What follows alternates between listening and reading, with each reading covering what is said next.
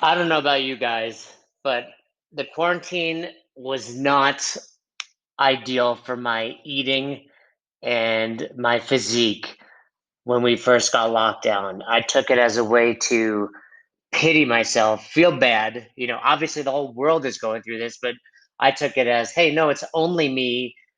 We're all gonna die, so I might as well eat cookies, Chipotle, and pizza. And then you realize, okay, we're gonna make it through this. It's gonna take some time, but we're gonna make it through. Let me not eat like an asshole forever.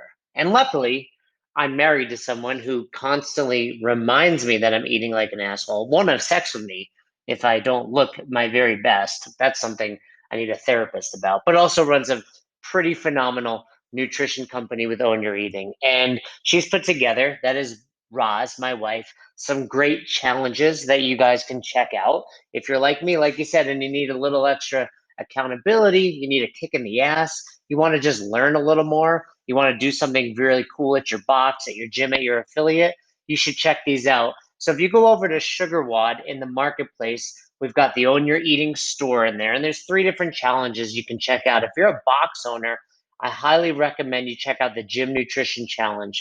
I think it's only like $169, something like that. And the cool thing about it is, if you're a box owner, you can give this to your members as a way to just, hey, I'm giving you a bonus. I'm giving you something. We appreciate that you stuck with us during the quarantine. We appreciate that you kept your membership active, or you can even make money. She's had a few gyms that have done really well at $169. You get 20 people signed up at $20, you've made over $200. So check out the 30-day transformation challenge for gyms. That's a specific one for box owners. And then we've got ones for individuals, the 30-day transformation challenge, as well as the 30-day get lean challenge. And with both of those, you're going to get programming, you're going to get daily information, daily accountability, and so much more. The transformation challenge is really for those that are either new to tracking macros and flexible eating, or maybe you've done it in the past and you want to get dialed back in like I needed. And of course, accountability goes a long way. It's something I preach as far as a coach. I have coaches for many aspects of my life, and the primary reason is I just need that accountability. Hey, did you do what I told you to do? Hey, don't forget you said you do this, right? It's just a reminder in the back of my head when I'm about to mess up that I got someone out there that's relying on me doing well and going to remind me about it. And then there's the 30-day get lean. This is more for the experienced people. Maybe you've tracked macros in the past, you have a good understanding of nutrition, but you're ready to take it to the next level. Maybe you've plateaued, you're ready for reverse dieting, or you just need some extra coaching out there. So you can check these all out on SugarWad. The link is in the show notes. But if you go to SugarWad, you go to the marketplace, you look up Own Your Eating, you're going to see these options. And the cool thing is, you can use the code Best Hour. You can use the code Best Hour, and you'll get 10% off any of the options there. So BESTHOUR. The code Best Hour will get you 10% off in the SugarWad marketplace. Check it out. Own Your Eating. Roz's 3 challenges, and she's seen tremendous results. And trust me, if you're working with Roz, I'm going to hear about it. She'll ask me for some feedback as well. So you really get 2 coaches for the price of one. Check it out. Use the code Best Hour for 10% off. Welcome to the show, Clay Godfrey. First of all, happy birthday. Thank you. So if people are listening, don't go texting or DMing Clay happy birthday, because we're recording this on July 27th. But feel free to say happy belated birthday. Sounds good. How old are you today, Clay? 27. Oof, I remember that, Clay. Must be nice to be in your 20s. Yeah, my golden birthday, so I'm 27 on the 27th. Oh, yeah. You've been waiting your whole life for this. Right, and it happened in the middle of a pandemic, so it's great. At first when the pandemic was happening, it was like the March birthdays were all sad, and then it turns out, nope, even in July, there's still nobody's safe.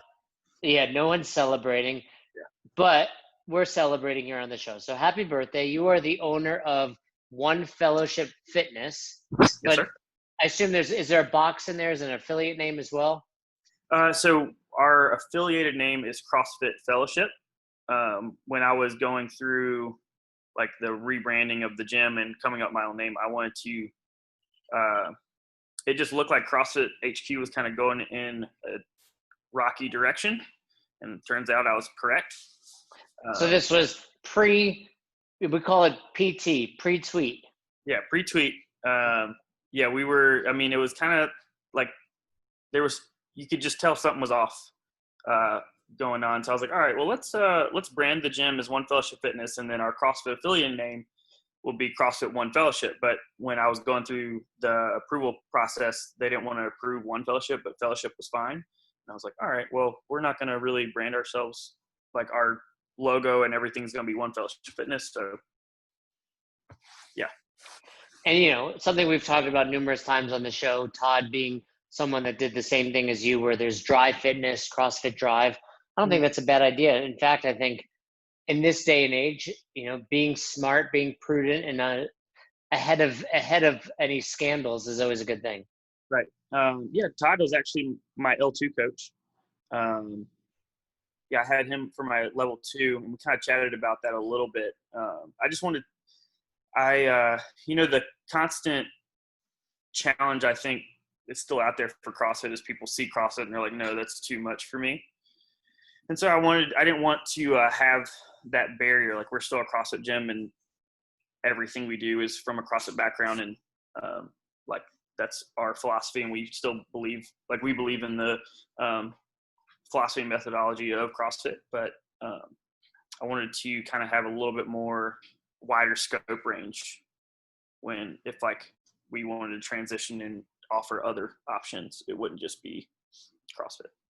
No, I think that's really great. And you're in Roswell, Georgia, but so tell me about this. When I see your name, it kind of gives me an idea that there's maybe some faith or spirituality that goes along with your box. Is that true? Or is that just, you like the word fellowship? I just love the word fellowship. I think it's I'm a man of faith, but that's not what I wanted to build my business around. I think fellowship is just a deeper, stronger meaning of community, and that's kind of what CrossFit's all about. So if you go look up a definition of the word fellowship, it's just a group of individuals that come together to achieve like-minded goals.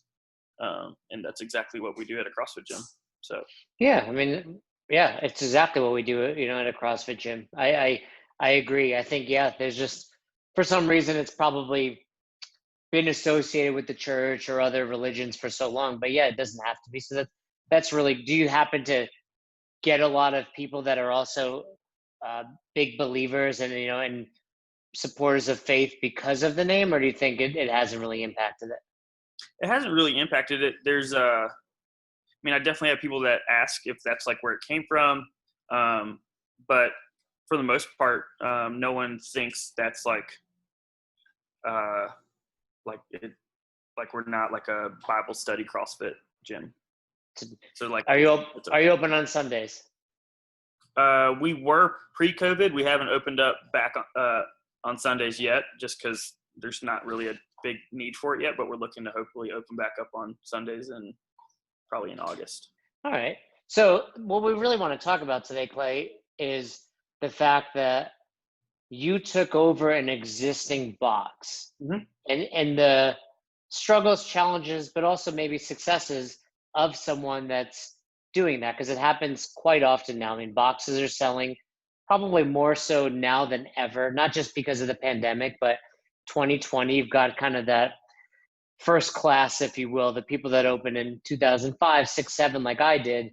Maybe they're moving on, they're burned out, they're getting offers to sell their affiliate. So let's talk the listeners through it. Were you a member of this box prior? Not at all. I knew of the gym and knew people that went to the gym or coached at the gym, but complete and utter outsider. No one really knew who I was. And we actually announced that I was going to be taking over the gym, and that the previous owner was going to be stepping away at an in-house competition they were having. Were you even from the area? Not. So we moved. Me and my girlfriend.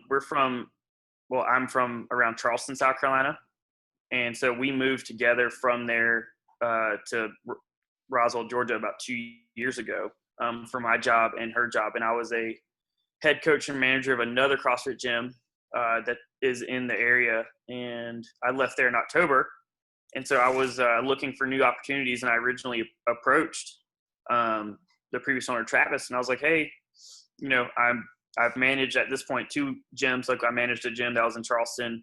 I managed one that was here in Dunwoody, Georgia. And then, I was looking for a new opportunity, and I was like, I'd love to be your full-time head coach. I can help you run the whole gym. Like I'll basically take over everything. You can just own. And he was like, actually, would you want to buy it? And I can just step away. And I was like, okay, well, that wasn't something I had planned for, but let me, I talked with Emily, my girlfriend, and tried to see if it was going to be an option for us. And yeah, it was decided it was too good not to say yes. So that's what we did.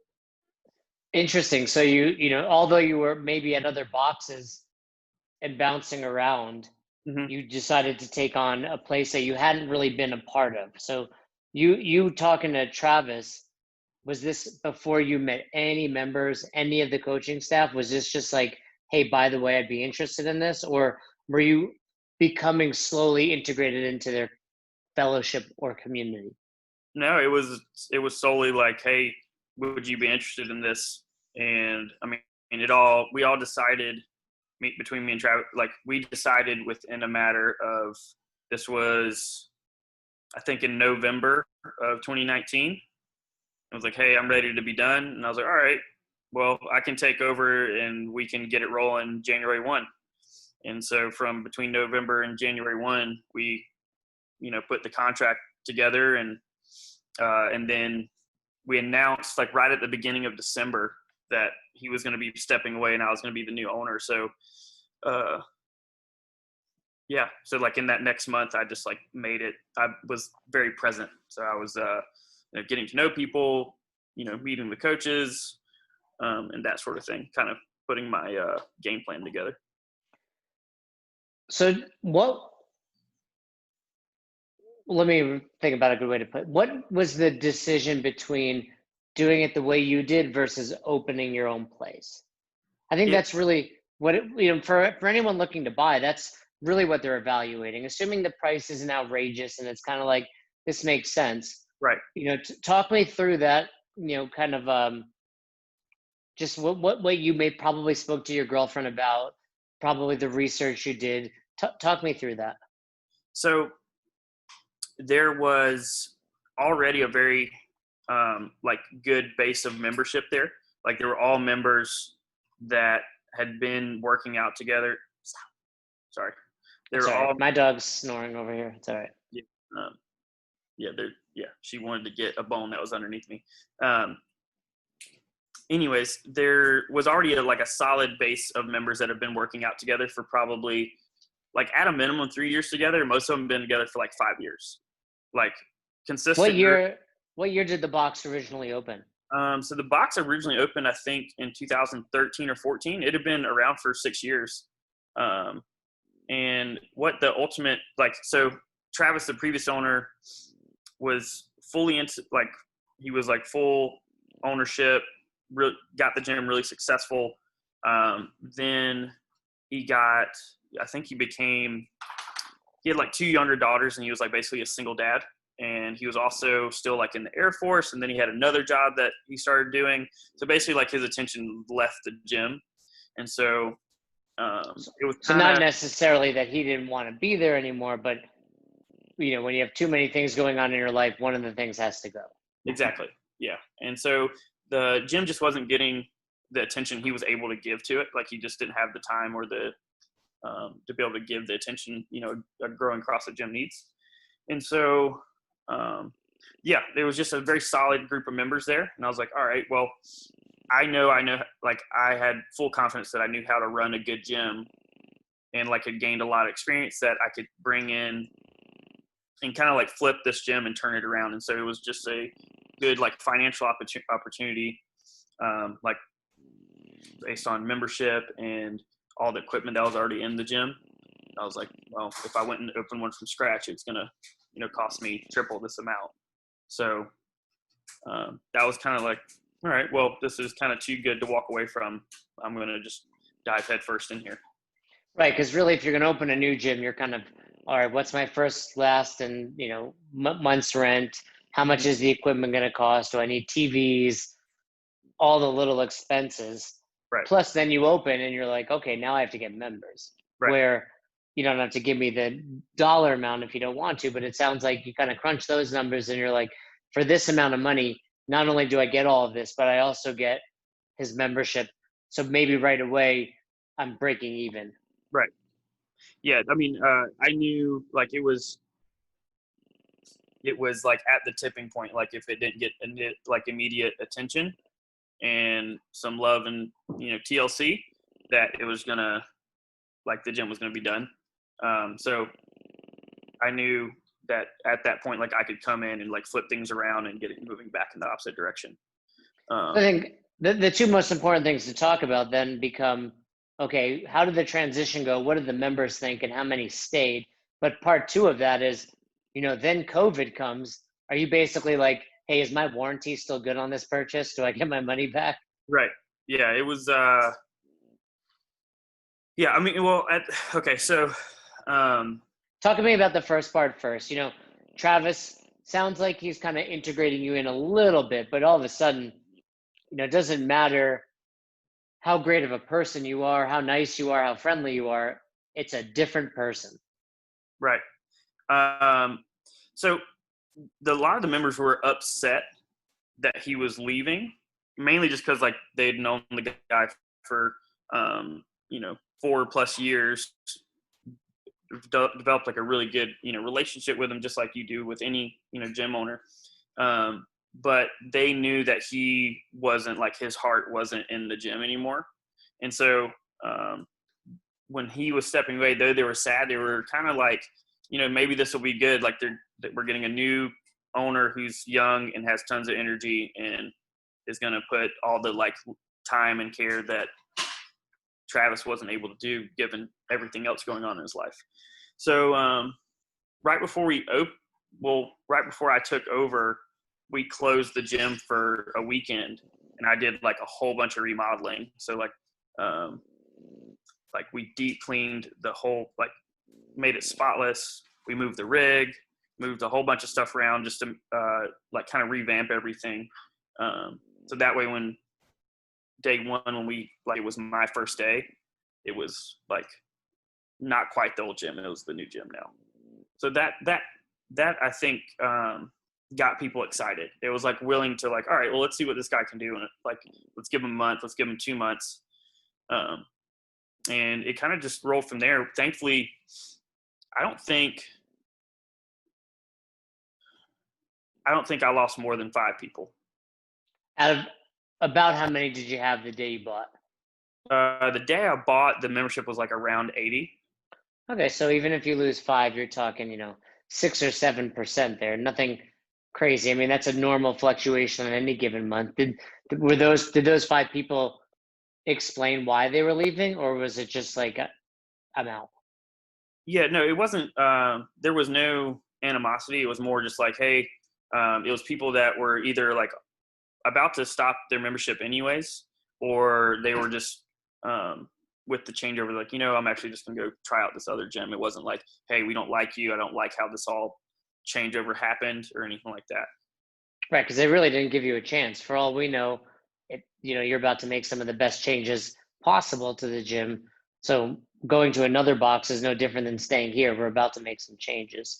Right. So you reopen after that weekend of closing, and then what was the reception? What was the reaction from the 80 members that you had? They were excited. Some of the changes I did just made the layout of the gym make a lot more sense. And then the gym wasn't really being like cleaned and taken care of like it should have been. So the fact that they came in and everything was spotless and it was clean and it smelled nice and everything was organized, that was like a breath of fresh air. So all of them. So that's probably just in and of itself enough for the members to be like, wow, this guy not that Travis wasn't doing a great job, but No, this guy's clearly making it his full time. You can tell when it's somebody that's doing it because they love it, but they have five other things going on versus right. someone that loves it and they want to create a successful business. Right. So this is December-ish. Were things going in a really good direction through December, early into 2020 before the pandemic hits? So this was January that we So were January. Okay, so yeah, two December. solid months. Yeah, December I was there, but I wasn't doing anything. Like I was just like getting to know people and kind of trying to figure out who my team was going to be as far as like coaches that they were going to stay on staff and those that we were going to get rid of. Um, and so January was when we took the full everything over. Yeah, and so only had 2 full months, and then we got into March, and it was like, oh, you need to close your doors. Um, so that was challenging. It was like right at the point where I felt like I was starting to get momentum, and like, all right, we're getting our name out there. There's, you know, I'm finally like building the trust of the members, and they're there's always like the initial excitement when you make a big change and everything like that, but there's always that skepticism, like, all right, well, he did all this, but can he keep it up, sort of thing. Like he cleaned the gym and he did all this stuff, but are they just like fake promises? Yeah, it's like dating, right? It's like Yeah. we're all putting on our best face when we, like 2 years into the relationship, are you still cooking me dinner? Right. Um, so so it was like right at the point where they were like, oh, this guy's like not stopping. We're gonna, just started to get some good traction, and it was like right, you know, we were, I think March 18th, we had to like officially close. I think we closed about 3 days before we had to officially close. We had one member that um, thought they were exposed to COVID, and I was like, all right, well, let's just close our doors. Like we're probably going to be told that we have to close anyways. So we closed, I think March 18th, and then we were closed for pretty much like 60 days, 2 full months. Yeah, Georgia was probably one of the first states to reopen, Yeah. but for a lot of boxes, during the closure, maybe they're still going through it. You've been a box owner for a year, 4 years, 10 years, even. You have this kind of rapport with your members. Yeah. For you, 60 days in, I feel like the members may have been less likely to support you just because they didn't have that relationship yet. Right. How was that for you? Was It it was internally there was definitely a lot of panic. I was like, why on earth? Like they know they can see that I'm a hard worker, but they don't have any relationship with me. Why are they going to, support me? And, um, you know, I would like to say that I think some of it was because of me, and I think there's probably some there, but I think most of it was, they wanted to see their community that they were a part of for so many years keep, lasting. So, we did the full transition to virtual, and we did our Zoom classes, and we did at-home workouts, and we did challenges during the quarantine and things like that to keep people engaged. And we did like giveaways and that sort of thing. But there was definitely a lot of like, I was panicked. I was like, okay, like, initially it was all right, we'll close for 2 weeks. We'll do our part, and then we'll be able to come back. And then I was like, we're going to close for another week. All right, we're just going to close indefinitely until they say we can open. And even when Georgia reopened, we waited 14 days after that reopening. For what reason? I was like worried with, 14 days is like where I was waiting to see if like there was going to be a like huge spike in numbers. Granted, now it's a gigantic spike compared to what it was then. So it obviously didn't, I won't say it didn't matter, but it's kind of insignificant. But that was my thought process. I was like, all right, we'll give it like another 2 weeks just to be safe. Like the last thing I wanted to do was, all right, let's reopen with everybody else that reopens, and then everybody gets sick, and God forbid, because of my recklessness, someone gets sick and kills somebody. Like I was, Yeah, no, I think I didn't want that. hey, there's no right or wrong these days. You never know what the only right decision you can make is the one that makes you feel good about what you're doing. But Right. were you seeing a slow growth in your membership over those first 2 months before the pandemic hit? Yeah, we were.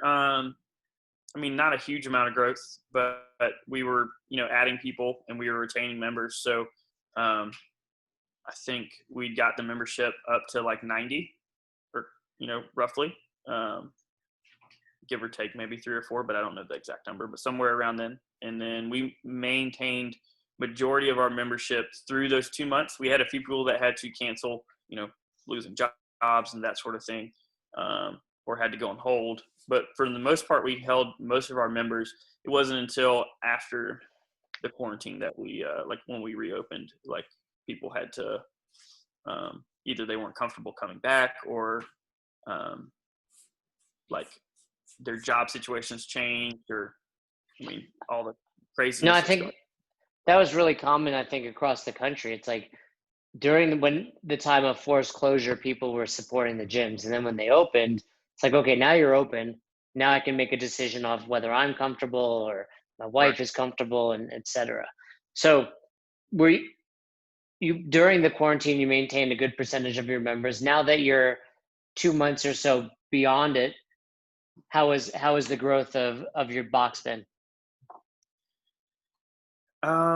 It's kind of been like in the middle. Like we'll gain a few and then we'll lose a few. So it's still like people that they've been on hold this whole time, or they've been paying but haven't been coming, and trying to track those people down, and then they're like, I'm just not comfortable coming to any gym at this point, and that sort of thing. So it's not, no positive growth. We're kind of just managing the bleeding at this point. But I believe that, either way, I believe we're going to get through this and keep, I have a really good community that's helping, like kind of rallying around and putting the word out there to get other people in the gym. So we get a lot of questions about buying a box, Right. an established one versus opening on their own. What's some advice you would give to someone listening that either has the opportunity right now or they're considering it in the future? A little more information about what you would tell them given the opportunity to open versus buying something established. I think there's like a few main things. One would be like have a clear cut like mission and like core values that you would then share with your members. Like, hey, this is this is what I believe in, and this is the direction that I want to head towards. So that way you have like a North Star for your members to see, like, hey, this is where we're going. Hopefully this aligns and everybody's on board, but if it doesn't, like, that's okay. This is our our foundation. And then from there, whatever you promise or say you're going to do, you have to follow up on, because you're now, especially if you're buying a gym from someone, whether you're a stranger or even if you've been a part of it, you're going to make some changes because it's now your thing. But whatever you say you're going to do, you got to be a man or a woman of your word. And because once you don't want to have anybody start to believe like, oh, he's just saying he's going to do stuff, and then that trust starts to go away. Well, what were some of the biggest changes you made in pretty quickly, other than just the basics of, hey, I cleaned up, I moved the rig? Did you change the rates? Did you change your programming? Did you change the hours of classes? Did you do any of those things, or did you feel like, no, it's really important to maintain the consistency? We added, so one, we added in like standard operating procedures, so that way coaches knew like how, like every coach went through coaching evaluations and things like that, and kind of like how they should be running classes and how to help build like a better feeling, make the best hour of their day. And so we added that in, so that way the quality of the class went better. But we also added in open gym times. There wasn't that before. We added in, we had 7 days open gym times. We added Sunday classes. And then. Do you feel like you were doing that more so? Sorry. Do you feel like you were doing that more so because you truly felt the gym needed it? Or do you feel like you were doing that because you were trying to prove to the members, hey, we're going to do more. We're going to go above and beyond? Yes. A little of both. Yeah, yes to both. And then I started doing the programming. So, I mean, I don't think I'm an expert at programming, but I think I write pretty good programming, and everybody seems to be happy or very satisfied with it. So it seemed like before they were just getting programming that was almost like busy work. Like they didn't understand the intentions behind it, and oftentimes they weren't able to explain it. So knowing that there's like clear cut direction, like, hey, this is what we're trying to achieve. This is your goals. Here's your stimuluses, like the stuff you're supposed to do. What was the first workout you programmed for your new box? That's a good question. Do you know? Run 5K? Definitely not. That'd have been a quick way to lose all your members. Yeah, everybody would be like, no, I'm out. This guy isn't for me. I don't know. But it's a standard CrossFit type workout. Yeah, I don't think it was anything out of the ordinary. Probably like a couplet or a triplet. Probably some sort of AMRAP or something. I don't know. Oh, hold on. What was it? 20-minute AMRAP, 400-meter run, 10 kettlebell push press, 15 Russian kettlebell swings, 20 goblet lunges. Oh, okay. It's pretty easy. Standard CrossFit, yeah. Did you hear that? 400-meter run, what'd you say, push press, kettlebell swing, goblet squat? Goblet lunges, but yeah. Goblet lunges, yeah. Yeah. Terrible. Simple. Yeah, terrible, but good at the same time. So tell me about taking over for a staff now. What were the biggest challenges there?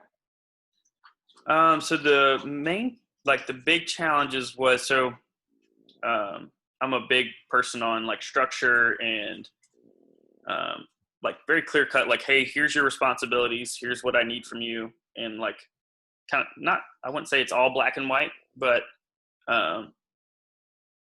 you know, I wanted to make very obvious that, hey, this is what I want and this is what I need out of coaching. Like, I don't want any participation coaches. Like, we're not here for cheerleaders.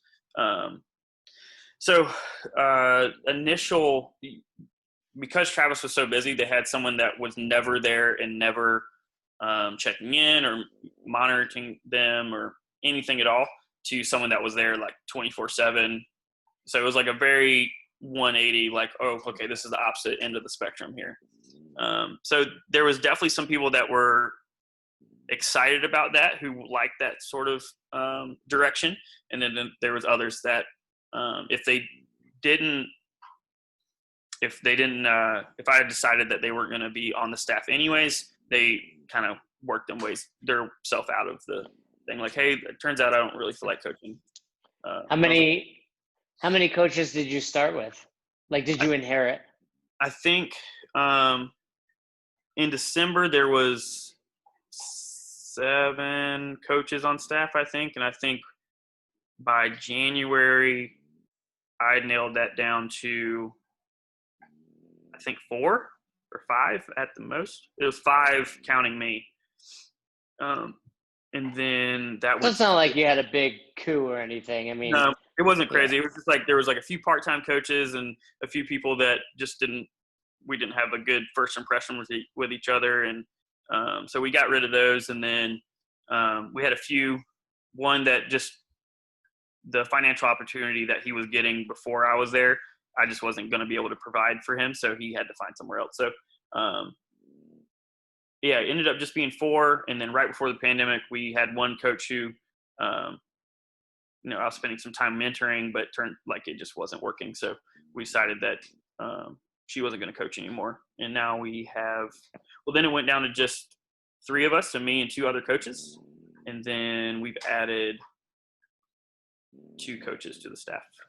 That's probably one of the hardest parts. I mean, the members, they just want to get a good workout. They're happy that they can come in. But yeah, especially, I'm sure the ones that left were enjoying the fact that they basically had an absentee boss. Yeah. And then all of a sudden they're, held up to a higher standard. They're getting evaluated. They're like, what's this? Like, I liked showing up 2 minutes before class, drinking my coffee, cheerleading, and getting out of here. Yeah. There's a lot of that happening. And I was like, this isn't going to fly. Like, the members aren't paying a premium rate for someone to offer a very below minimum service. And I'm sure the members picked up on that and appreciated it as well. Yeah, big time. yeah, that they there was just some coaches that were just there for just to be there, like they were just a body. And I mean, the members knew that. And so once I started changing that up a little bit, and I moved the staff around some and added some people who are very committed to offering their best hour, it was a very big difference. So like, wow, the members that would initially not come to classes when workouts they didn't want to do, they're coming anymore now because they have a coach who's actually going to help them get better. Well, what's been the coolest thing you've heard from the members about you taking over? Like the best, you're working hard, and sometimes I think you could work hard in silence and people don't realize how much you're actually doing. Have you gotten a text or an email or just a member that stayed after class to say thank you, like that really resonated with you and made all of your hard work, feel validated? Yeah, You're looking over at your girlfriend. Is she the Yeah, one that's telling you this? he's whispering stuff to me because I don't remember things. What were you saying? Yeah, there was a few people that gave me, like, especially after quarantine, we were, like, when we reopened, we still do this, but when we first reopened, we have stations, everybody has their own cleaning equipment, but at the very beginning, we were pre-setting every station. So everybody had their own bars, own plates. Like it was laid out. It was laid out for them. Everything that was possibly in the gym was laid out in every station, basically. Like the CrossFit games. They're there to show up and work out. Yeah, gotcha. Show up, like, you're going to have your own warm-up weights all the way to the workout weight, like anything. Yeah, so it was a ton of work. Plus, I'm also cleaning that stuff up in between so I can clean the gym and clean the floors and all that stuff. So we had a few members that just small things, just wrote me a card and gave me like a gift card for some coffee. Just put like, hey, we know how hard you're working and we can't imagine how tough this is, but just, thank you for all you're doing. Just stuff like that. It just, I don't know. I feel like I don't deserve those things, but so when I get them, it's really nice. Yeah. You do deserve it. I think it's sometimes it's your job, but just like, I try to do my best. Even I go to Home Depot a lot lately, and there's this one guy that helps me out a lot, and I'm like, there's I think everybody should do their job and do it well, but there are people that are masters at their job and care a lot more, and I make sure to tell the manager at a Home Depot or a Starbucks. So it's just rewarding to hear it, right? Like it just makes all that hard, because there are days, I'm sure, even though you're still fresh in this game, where it's like, man, why do I do this? I'm at midnight. Why am I up now? Yeah, there's definitely some just defeating days, especially right now with everything going on. It's like you just put tons and tons of hours in, and then you just don't get the results that you think you're gonna get, and you just So it's nice. Like days like today, a lot of my members surprised me with some really thoughtful things, so that was nice. I'm a little bit of a softie, so I was like getting teary-eyed in class. So what'd you program for your birthday WOD today? Actually, I have a friend of mine who wrote a workout for me because I started to write my own one. I was like, this isn't fun. I don't want to write my own workout. So I texted a friend of mine that they own a gym, Rhapsody CrossFit or Rhapsody Fitness now, that's in Charleston, South Carolina.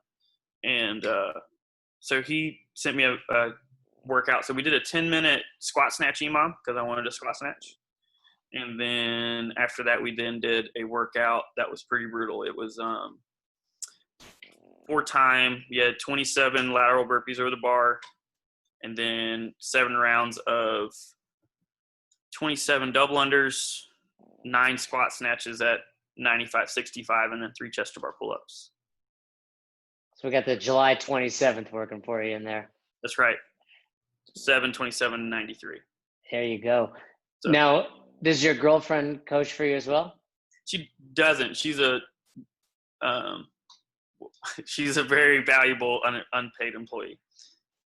She's a volunteer at the box, but what's that like? If this is new to you, I've done it before, whether it was my girlfriend or my wife in different business ventures. How do you balance the relationship? But this is new to you, right? This is new to your relationship, really. That's not fair. You can't ask this kind of question. She's right here. Hey, that's why I'm asking, because I want to hear. I want to hear how you answer it, knowing she's listening.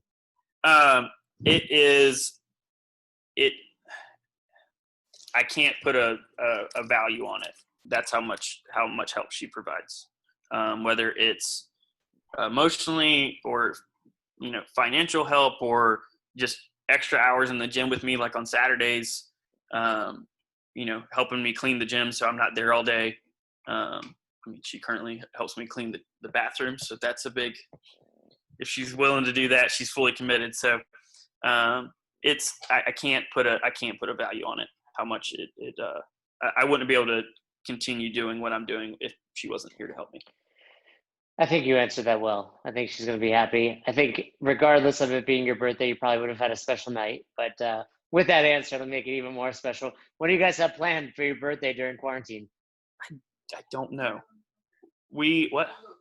Oh, her aunt and uncle and cousins live like 10 minutes down the road from us. And her cousin Teddy, who's turned 10, me and him share the same birthday. So share your birthday with a 10-year-old, maybe a little ice cream cake. Yeah, it actually works out pretty great because he has kid birthday parties, but I get to go enjoy them. So like last year, I think we went to a go-kart place, so that was a lot of fun. Yeah, whether you're 10 or 27, as a man, we really don't need much. We just need a little excitement and some ice cream for our birthday. Exactly. So I think we'll go over there and just see what they're up to. Sounds good. Well, is there anything you think I missed when it comes to taking over a box that it would be helpful for the listeners, or some insight that I didn't think to ask about?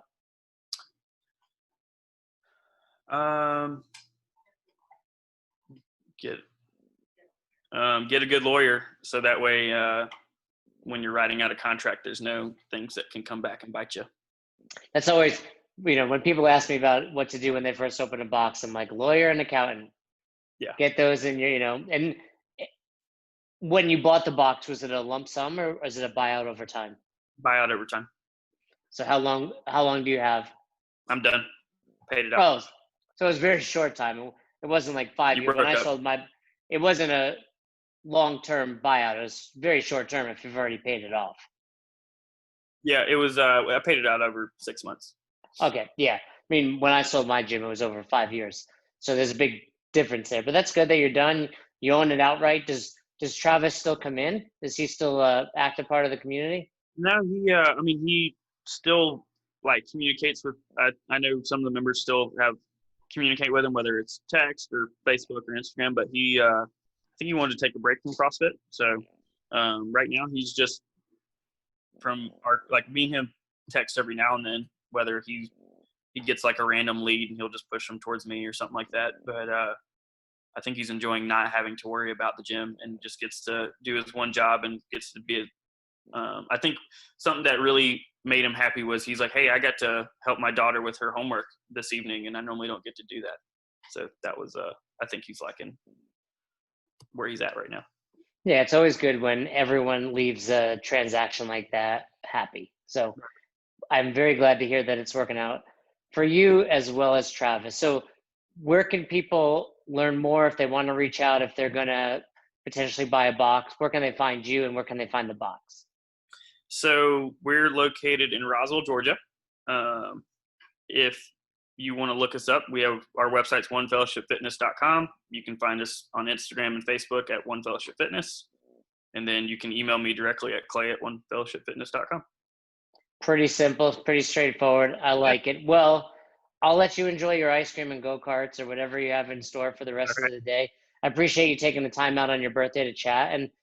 And again, that was super informative because we're going to see more and more boxes being sold over time. And it's great to have, whether it's a specific person or just some insight into what goes into it. And you seem to have done it really well. So well done. And again, thanks for coming on. Yeah, Jason, thanks for having me on the show. It was really fun. Thanks for listening to Best Hour of Their Day. If you haven't heard about Anchor, it's the easiest way to make a podcast.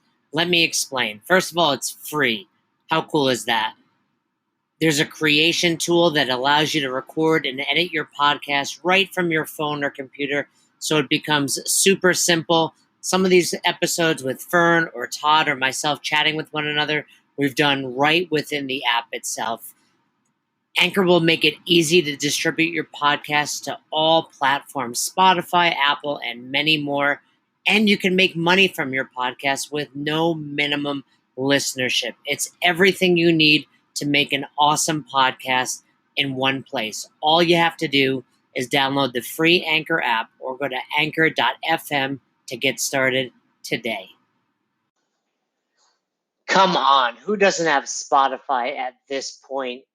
And if you were unaware, Spotify now is offering podcasts. That's right. On Spotify, you can listen to all your favorite artists, but also podcasts in one place for free. Spotify has a huge catalog of podcasts on every topic, including the one you're listening to right now, Best Hour of Their Day. On Spotify, you can follow your favorite podcasts so you never miss an episode. Premium users can even download episodes to listen to offline wherever you are, something I always do before I hop on a plane. And you can even easily share what you're listening to with your friends on Instagram and other social media platforms. Here's the deal. If you haven't done so already, be sure to download the Spotify app, search for Best Hour of Their Day on Spotify, or browse some other podcasts if you want. You can find them in your library tab. And also make sure to follow me so you never miss an episode of Best Hour of Their Day. Thanks again for listening to Best Hour of Their Day. If you haven't already, do us a favor, head over to the Apple Podcast app and leave us a review. We'd love to hear from you. If you have any questions, comments, concerns, feedback for either Fern or myself, hit us up, besthouroftheirday@gmail.com, or send us a DM over on Instagram at Best Hour of Their Day. Once again, we couldn't do this without the amazing community, and you are a part of it. Thanks for listening. Thanks for supporting Best Hour of Their Day.